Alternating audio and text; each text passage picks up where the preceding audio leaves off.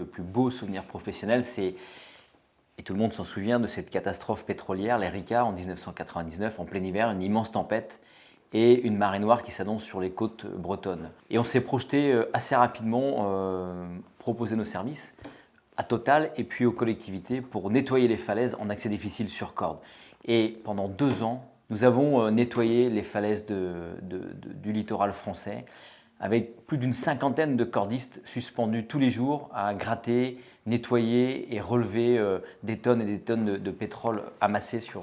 dans des endroits totalement inaccessibles. Ça, c'était un immense souvenir pour plusieurs raisons, parce qu'on contribuait évidemment à une cause environnementale, la dépollution suite à la catastrophe pétrolière, et en plus, avec nos métiers de cordistes qui sont très décarbonés, on était vraiment au bout de cette logique environnementale et de baisse des émissions de CO2. Ma plus belle rencontre, indéniablement, Christian Tridon, l'homme des ouvrages d'art. Christian est quelqu'un qui fait partager ses connaissances, qui a une vraie vision patrimoniale de nos ouvrages et qui a une grande conscience qu'il faut absolument porter une attention forte au vieillissement de ces ouvrages, à leur futur. Et donc Christian est devenu un ami au fil du temps et c'est une personne d'une grande connaissance technique, mais aussi un très grand philosophe.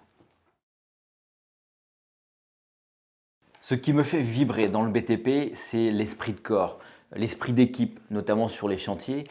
et puis